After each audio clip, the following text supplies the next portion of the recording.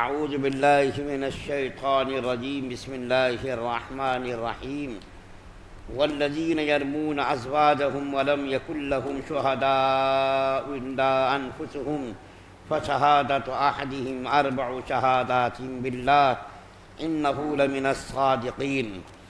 والخامسۃ ان لعنۃ اللہ علیہ ان کان من الکاذبین وَيَدْرَأُ عَنْهَا الْعَذَابَ أَن تَشْهَدَ أَرْبَعَ شَهَادَاتٍ بِاللَّهِ إِنَّهُ لَمِنَ الْكَاذِبِينَ وَالْخَامِسَةُ أَنَّ غَضَبَ اللَّهِ عَلَيْهَا إِن كَانَ مِنَ الصَّادِقِينَ وَلَوْلَا فَضْلُ اللَّهِ عَلَيْكُمْ وَرَحْمَتُهُ وَأَنَّ اللَّهَ تَوَّابٌ حَكِيمٌ۔ اور جو لوگ اپنی بیویوں پر تہمت لگائیں اور خود اپنے سوا ان کے پاس کوئی اور گواہ نہ ہوں، تو ایسے کسی شخص کو جو گواہی دینی ہوگی وہ یہ ہے کہ وہ 4 مرتبہ اللہ کی قسم کھا کر یہ بیان دے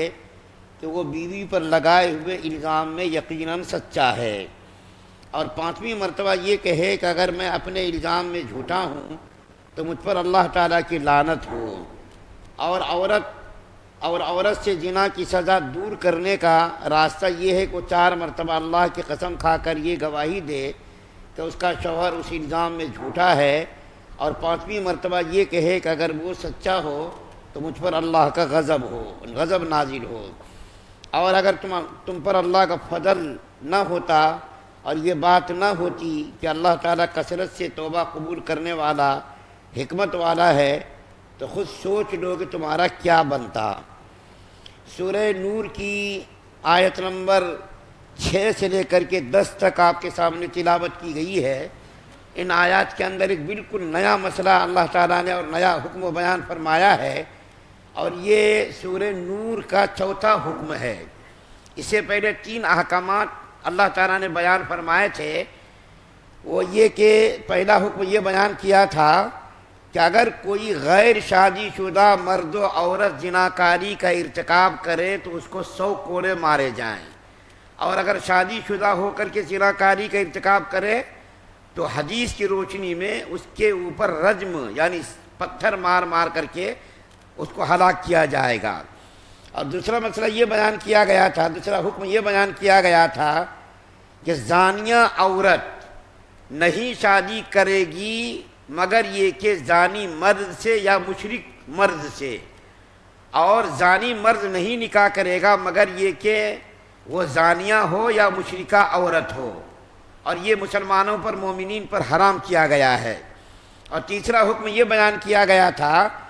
کہ اگر کسی نے کسی پر تہمت لگائی، زناکاری کی تہمت لگائی، تو اس کے اوپر لازم ہوگا کہ وہ 4 گواہوں کو پیش کریں۔ اگر وہ 4 گواہ پیش کرنے میں ناکام ہو تو اس کے اوپر اس کو 80 کوڑے مارے جائیں گے، اور 80 کوڑے جو مارنا ہے یہ حد قذف کہلاتی ہے،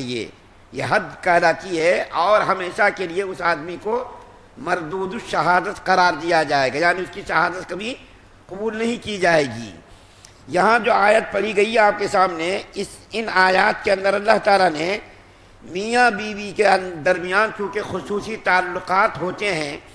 ان تعلقات کی بنیاد پر اللہ تعالیٰ نے خصوصی رعایت کی ہے کہ اگر کوئی مرد اپنی بیوی پر زناکاری کا الزام لگائے، اگر کوئی مرد اپنی بیوی پر زناکاری کا الزام لگائے کہ میں نے اپنی بیوی کو بدکاری کرتے ہوئے دیکھا ہے، جو اوپر آیت نازل ہوئی، تو اس آیات کے نازل ہونے کے بعد تھوڑا سا خلاصہ بیان کرتا ہوں۔ جب وہ آیات نازل ہوئی جس کے اندر اللہ تعالیٰ نے کہا کہ 80 کوڑے مارے جائیں، جب وہ آیات نازل ہوئی تو حضرت سعد بن عبادہ جو بہت بڑے صحابی انصاری صحابی ہیں، انہوں نے تعجب سے نبی کریم صلی اللہ علیہ وسلم سے پوچھا، یا رسول اللہ، آپ جو فرما رہے ہیں کیا ویسی ہی آیت نازل ہوئی ہے، ویسا ہی حکم نازل ہوا؟ تو اللہ کے رسول صلی اللہ علیہ وسلم کو بڑا تعجب ہوا۔ انصاری صحابہ سے آپ نے فرمایا خطاب کر کے، دیکھو تمہارا سردار کیا کہہ رہا ہے، یعنی قرآنی آیات کے اوپر تعجب کا اظہار کر رہا ہے۔ تو حضرت سعد بن معاذ جو ان کے رشتہ دار بھائی لگتے تھے، انہوں نے کہا، یا رسول اللہ، حضرت سعد بن عبادہ بڑے ہی غیرت مند ہیں، شدت غیرت کی وجہ سے وہ ایسی بات کہہ رہے ہیں کہ اگر کوئی بیوی کو دیکھے زناکاری کرتے ہوئے اور 4 گواہ نہ پیش کر سکے تو اس کے اوپر 80 کوڑے مارے جائیں. تو ان کو تعجب ہوا 4 گواہ کہاں سے لائے گا کوئی آدمی؟ جب تک وہ 4 گواہ لائے گا جب تک تو معاملہ ٹھنڈا ہی ہو جائے گا اور وہ بدکاری کر کے چلا جائے گا. تو اس کے تعجب کرنے کا مطلب یہ تھا کہ 4 گواہ لانے کا مسئلہ ہے تو اتنی دیر میں تو کام ہو جائے گا. تو انہوں نے تعجب کے ساتھ کہا. یہی سب بات چل رہی تھی کہ اسی درمیان میں ایک صحابی آئے جس کا نام ہلال ابن امیہ ہے. ہلال ابن امیہ رضی اللہ تعالیٰ عنہ آئے اور آ کر کے انہوں نے اپنی بیوی کے اوپر الزام لگایا کہ میری بیوی نے زناکاری کا ارتکاب کیا. اور وہ واقعہ یہ بیان کیا کہ میں عشاء کی نماز کے وقت میں تاخیر سے کھیت سے آیا. آپ کو معلوم ہے مدینہ کے لوگ کھیتی باڑی کرتے تھے اور اب بھی شاید کرتے ہوں گے. تو وہ کہنے لگے کہ میں کھیت سے ذرا تاخیر سے آیا تو میں نے دیکھا ہماری بیوی کسی غیر مرد کے ساتھ ملوث ہے. اور وہ صحابی جو ہے حیران اور پریشان رہے کہ میں اگر الزام لگاؤں گا تو میرے اوپر یہ حد قذف نہ ہوگی، یعنی 80 کوڑے مارے جائیں گے. صبح ہوئی تو اللہ کے رسول صلی اللہ علیہ وسلم کی خدمت میں وہ صحابی حاضر ہوئے اور آ کر کے انہوں نے یہ جو آیت ابھی پڑھی گئی ہے اس کا شان نزول میں بیان کر رہا ہوں کہ شان نزول کیا ہوا اس کا، یعنی ان آیات کے نازل ہونے کا سبب کیا ہوا. تو یہ واقعہ جو بیان کر رہا ہوں یہ حضرت امام بخاری رحمۃ اللہ علیہ نے حضرت عبداللہ بن عباس رضی اللہ تعالیٰ عنہما کی روایت سے بیان کیا ہے. بخاری شریف کے اندر کتاب التفسیر کے اندر یہ واقعہ بیان کیا. ایک اور واقعہ بیان کیا ہے لیکن میں دونوں واقعہ وقت کی قلت کے پیش نظر دونوں واقعات بیان نہیں کروں گا، صرف یہی واقعہ بیان کروں گا جو آیتیں پڑھی گئیں اس کا شان نزول بیان کر رہا ہوں. تو حضرت ہلال بن امیہ رضی اللہ تعالیٰ عنہ دربار رسالت میں حاضر ہوئے اور یہ الزام لگایا کہ میں نے اپنی بیوی کو رات کو دیکھا کہ غیر مرد کے ساتھ ملوث ہے. تو اللہ کے رسول صلی اللہ علیہ وسلم کے چہرے انور پر اس کا ایک خاص اثر ہوا. اپنی بیوی کے بارے میں جب انہوں نے کہا تو اللہ کے رسول صلی اللہ علیہ وسلم نے فرمایا کہ دیکھ لو، سوچ لو تم اپنی بات میں سچے ہو کیا ہو. اگر تم اپنی بات میں سچے ہو تو ٹھیک ہے، کوئی بات نہیں ہے، لیکن اگر تم الزام لگا رہے ہو تو اس کے بارے میں سوچ لو. اتنی دیر میں حضرت جبریل علیہ السلام آئے اور آ کر کے انہوں نے یہ آیات نبی کریم صلی اللہ علیہ وسلم کے اوپر نازل فرمائی اور یہ آیات نازل ہوئی. تو نبی کریم صلی اللہ علیہ وسلم نے صحابہ کرام سے فرمایا کہ اللہ تعالیٰ نے دیکھو ہلال بن امیہ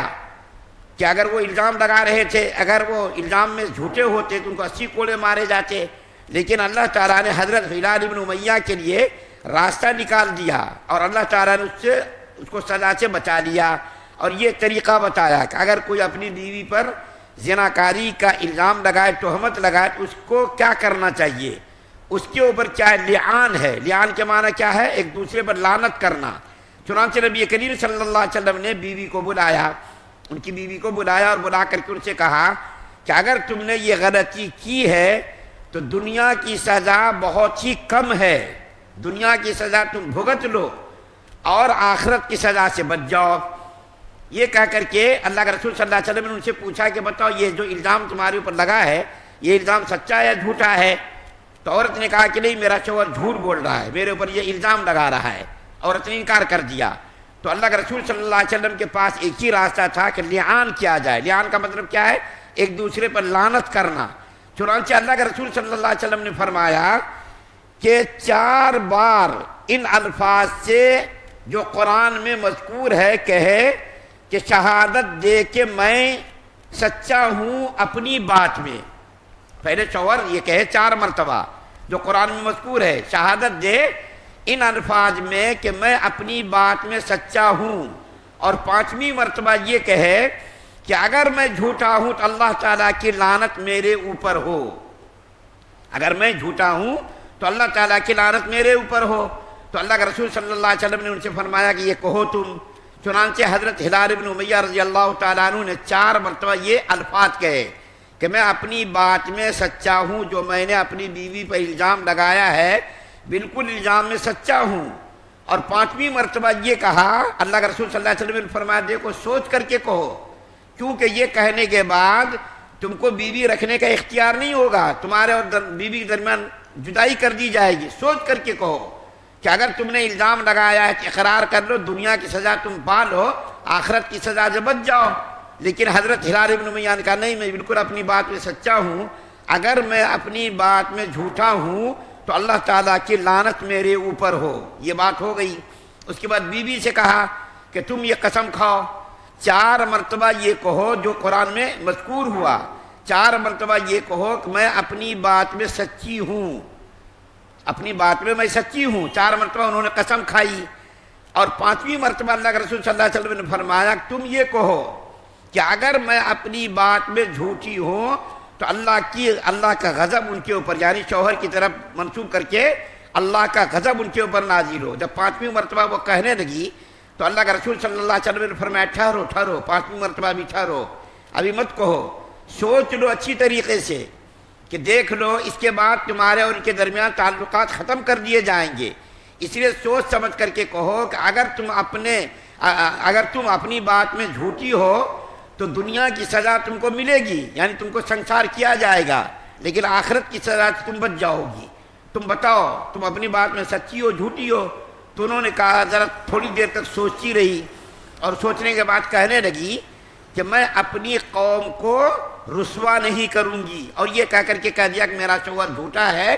اگر میرا شوہر جھوٹا ہو تو اللہ تعالیٰ کا غضب اس کے اوپر نازل ہو۔ یہ کہہ کر کے 5ویں مرتبہ انہوں نے یہ کہہ دیا۔ اللہ کے رسول صلی اللہ علیہ وسلم نے دونوں کے درمیان جدائی کرا دی، اور یہ کہا کہ دین مہر اس کو دے دو، اور جو بچہ پیدا ہوگا وہ بچہ ہلال ابن امیہ کی طرف منسوب نہیں کیا جائے گا، بلکہ ماں کی طرف منسوب کیا جائے گا۔ حالانکہ مرد کی طرف منسوب کیا جاتا ہے اولاد کو، لیکن اللہ کے رسول صلی اللہ علیہ وسلم نے فرمایا اس بچے کی نسبت ہلال کی طرف نہیں کی جائے گی، بلکہ ماں کی طرف اس کی نسبت کی جائے گی، اور اس کو کوئی لان تان بھی نہیں کرے گا کہ تم حرامی ہو، ولد الزنا ہو، اس قسم کے الفاظ بھی کوئی نہیں کہے گا۔ چنانچہ اللہ کے رسول صلی اللہ علیہ وسلم نے میاں بیوی کے درمیان تفریق کرا دی، اور یہ تفریق کرانے کے بعد طلاق بائن کے حکم میں وہ عورت ہو گئی، اور وہ عورت ہمیشہ کے لیے اپنے شوہر کے لیے حرام ہو گئی۔ اصل میں مسئلہ یہ ہے کہ اگر کسی نے اپنی بیوی کو 3 طلاق دے دی تو طلاق دینے کے بعد کیا رہتا ہے، حلالہ کرنے کے بعد پھر سے دوبارہ کر سکتی نکاح، اور وہ مرد کر سکتا ہے۔ لیکن یہ مسئلہ اتنا سخت ہے، اتنا سخت ہے کہ اگر لعان دونوں کے درمیان ہوا اور دونوں نے قسمیں کھائیں اور اپنے اپنے سچے ہونے کے اوپر یہ لوگ قائم رہے، یہ کہہ کر کے کہ ہم سچے ہیں، تو دونوں کے درمیان تفریق ہونے کے بعد پھر کبھی نکاح نہیں ہوگا، پھر نہ تو عورت حلال ہوگی نہ تو مرد حلال ہوگا، نہ تو حلالہ کرنے کے بعد نہ تو نکاح دوبارہ کرنے کے بعد، ہر صورت میں وہ عورت ان کے لیے ہمیشہ کے لیے حرام قرار دی جائے گی۔ تو ان آیات کے اندر، ان آیات کے شان نزول کے سلسلے میں ایک دوسرا واقعہ حضرت ابیوی کا بھی بیان کیا گیا ہے، لیکن چونکہ یہ وقت بہت ہی مختصر رہتا ہے اور وہ واقعہ بھی اسی قسم کا ہے، دونوں واقعات کے اندر بہت زیادہ مطابقت اور بہت زیادہ مناسبت ہے، اس لیے اس واقعے میں بھی یہی بیان کیا گیا ہے۔ تو ظاہر بات ہے جب دونوں کے درمیان مناسبت ہے تو واقعہ بیان کرنا اس وقت مناسب معلوم نہیں ہوتا، اس لیے ان آیات کے شان نزول کے سلسلے میں نے یہ واقعہ بیان کیا اور یہ تفصیل بیان کی، اور یہ قرآن کے اندر یہی بیان کیا گیا، اس سے پہلے کبھی یہ مسئلہ بیان نہیں کیا گیا تھا کہ اگر میاں بیوی درمیان اس قسم کا واقعہ ہے اور بیوی کو پر الزام لگایا جائے تو 4 گواہ اگر نہ لا سکے تو دونوں کے درمیان لعان کرا کر کے، اگر دونوں لعان کرنے کے لیے تیار ہو جائیں تو دونوں کے درمیان تفریق کرا دی جائے۔ یہ نہایت ہی اہم مسئلہ ہے کہ اپنی بیویوں پر لوگ اگر اس قسم کے الزام لگا دیں، قاضی کا یہ کام ہے، ہر خاص و عام کا یہ کام نہیں ہے۔ اسلامی حکومت ہو، قاضی ہو، با اختیار قاضی، با اختیار حاکم ہو، اور یہ مسئلہ با اختیار قاضی اپنی عدالت میں دونوں کا مسئلہ حل کرے، اور اگر طلاق دینے کے لیے مرد تیار نہ ہو تو قاضی خود اپنی طرف سے دونوں کے درمیان جدائی کرا دے، طلاق دلوا دے اور دین مہر دلوا دے۔ اللہ تعالیٰ سے دعا ہے اللہ ہم سب سننے زیادہ من کی توفیق عطا فرمائے۔ سبحان